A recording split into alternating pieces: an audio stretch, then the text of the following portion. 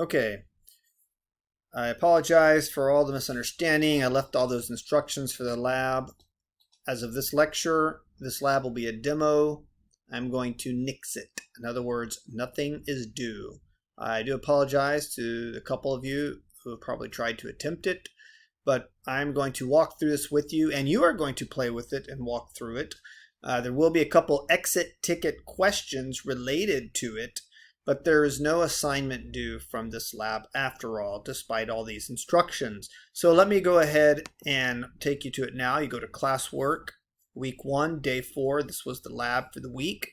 Lab 4, thermal energy and states of matter. This should reinforce substances, states of matter, solid, liquid, gas, and the fact that heat is needed, required to be added or removed from the system in order to make it change phase. Okay, so what you should do is pause the video now and click on this.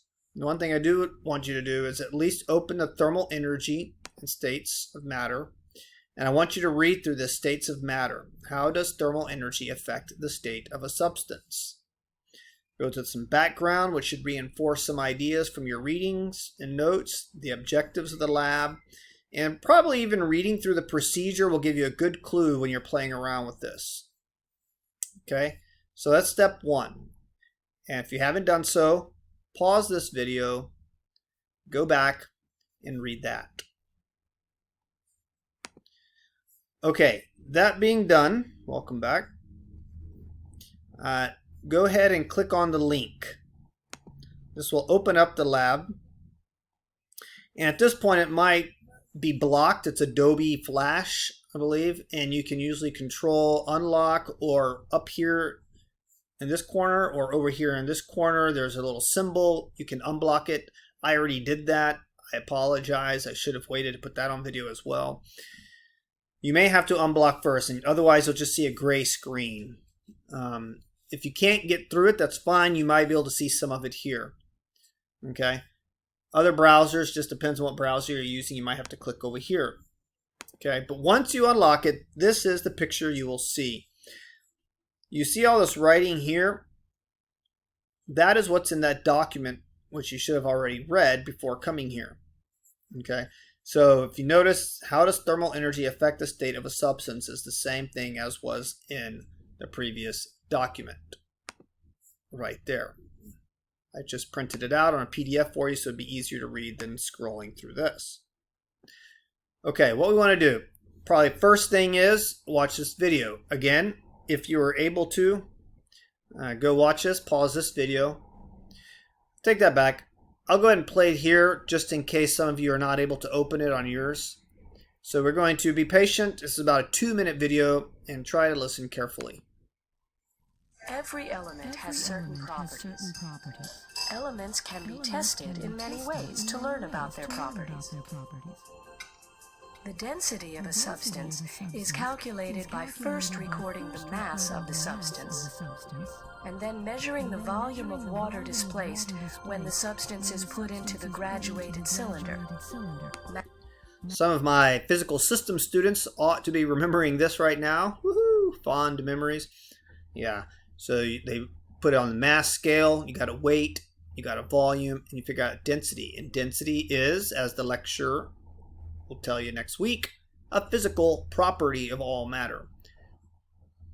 Mass divided by volume equals density. The melting point of the substance is determined by placing a solid sample of that substance into a container, adding heat, and then recording the temperature at which the substance turns from a solid to a liquid. So you saw that table. This was originally what you would be doing in the lab, is simply reading this data. It wasn't the most clear. The reason we're doing this instead is that this table down here didn't work. It doesn't allow you to save or record the data in one sitting. And it was getting too confusing, and by the time you get to the end, you're not able. So we're just going to walk through this. The temperature remains constant until all of the substance turns into a liquid. That was an important point. We'll see this in the graph.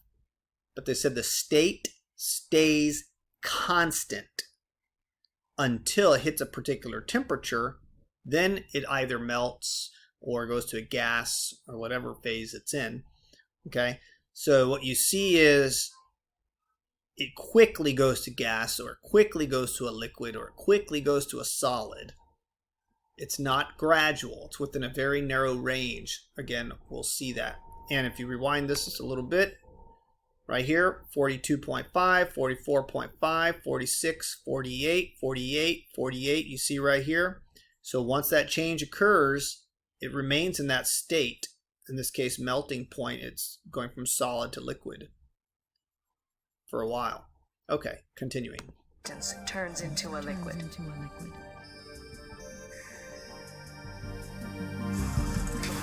The boiling point of a substance is determined by placing a sample amount of the substance into a container, adding heat, and then recording temperature changes until the temperature stops rising. This constant temperature is the boiling point of the substance. Again, we see the constant of the substance. A flame test involves burning a small substance over a Bunsen burner and then observing the color of the flame. Isn't that cool? Okay. All right, so we can tell various properties of physical substances in that way. We have two pure substances here, iron and mercury. These are elements made of only mercury atoms, made of only iron atoms. And then we have one compound, water. Water is a compound because it is hydrogen and oxygen. But it is a pure substance still. Okay. So what we're going to do is you click on water, and what we have is solid water. Solid water has a molecular structure that looks like this, everything really nice and tight together. Here's a solid block of ice. We're going to add heat. Right now we're at negative 100 degrees Celsius. That's pretty cold, right? As we heat it up, let's observe what happens. All right, we've heated it 100 degrees Celsius. Now we're at 0. We were at negative 100. Now we're at 0. And you can see that the molecules are a little looser. What does that look like on the graph? Okay, we were at negative 100 temperature. And we heated it up to 0. And notice there was a change. And now all of a sudden we're on a flat line. Let's heat it again.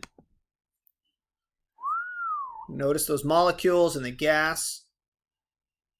Now we've heated it up to 100 degrees Celsius, another 100 degrees.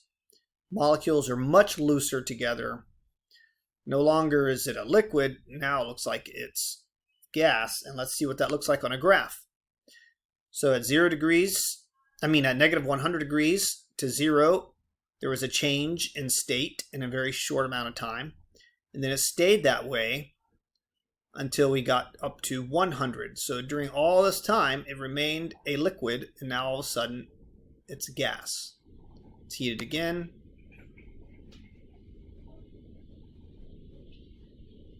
(150 degrees Celsius). Now we are definitely gas. What does that look like? Maybe, perhaps, they're trying to show a plasma, but it's a much less organized gas. Much more random movement, higher speed movement. Let's begin to cool this down. Let's see at what point it liquefies from a gas and at what point it solidifies from a liquid. We begin to see water droplets forming. At what temperature was that? We're going to have to look. Let's graph. Came back down. And right here, we'll notice at the same point, 0 degrees, it became a solid. Still solid. Liquid. All right, well, we could heat it back up to 0. And we're going to start the graph over again. So you can continue to play with that and watch as many times as you like. Now what you'd be doing is recording water and the melting point, boiling point, freezing point. You're looking for those flat lines. Let's do mercury. Here's a solid piece of mercury. Notice all the molecules, or in this case atoms of mercury, are nice and tightly organized. It's at negative 100 degrees Celsius. We're going to heat. It very quickly liquefies at negative 39. Water did not liquefy until about 0 to 4 degrees Celsius. This liquefied much earlier, which means at room temperature, as we typically play with mercury, it's always going to be a liquid. So there's our little graph. Let's heat it some more. Took a lot of heat to get it to go to this gas form. So that's 357 degrees Celsius. Look at that. Again, mercury is different than water, so you can't expect the same graph. Every substance has its own physical properties, and part of those physical properties are melting point, boiling point, freezing point. We'll see this again next week. So let's heat it again. 368, 379, 400 degrees Celsius. A very disorganized mass of heat. We'll graph that, and look at that. Doesn't change much. It's just a greater gas. All right, let's begin to cool this down to find the point of condensation.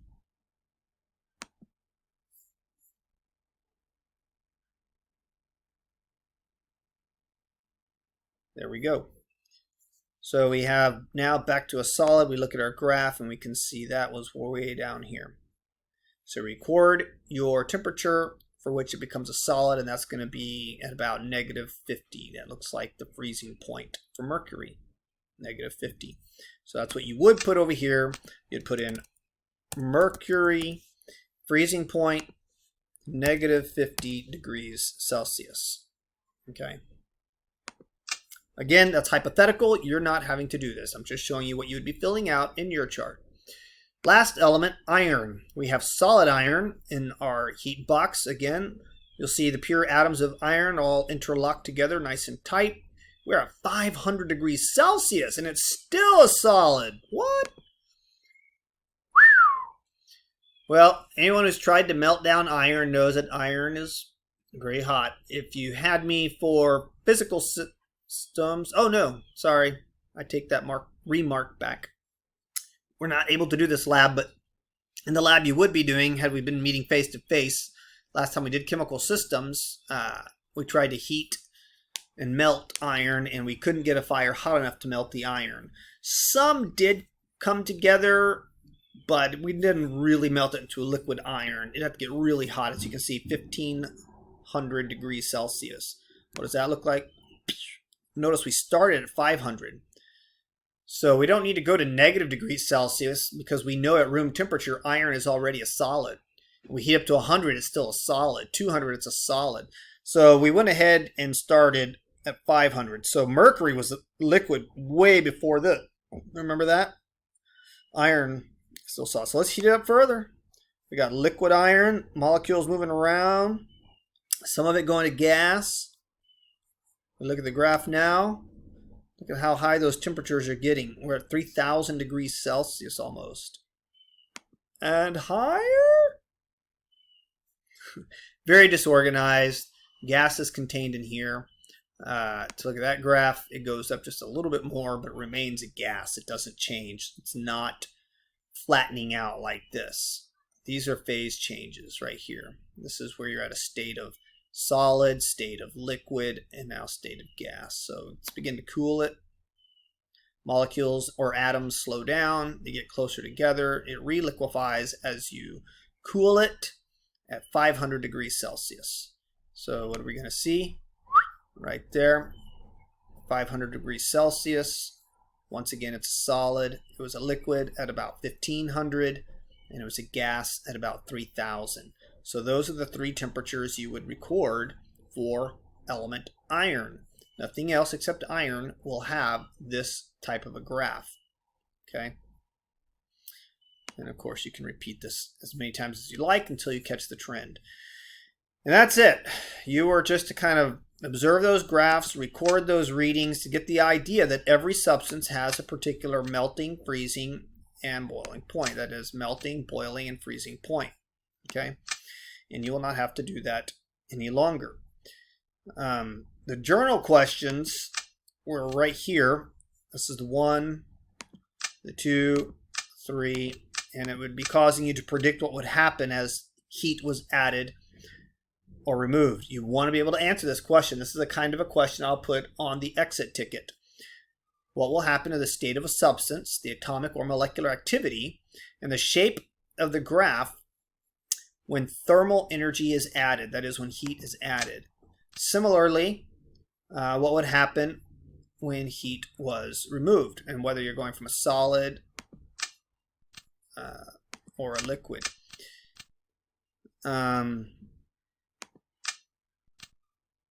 Okay. I believe this is all I want to show you. You have fun, play with this, watch the video again, watch the graph. I know it'll be hard to understand, but what all three of these graphs show us are phase changes of matter after energy is either added or removed from it. Okay, they all had a flat line. They all had an increase at particular points that could be measured. This has been a lab demonstration. There's nothing to turn in for this, but there will be an exit ticket based upon it. All right. I'll return you now to your home screen, and right down here there'll be a day 4 exit ticket in a little while. Thank you very much.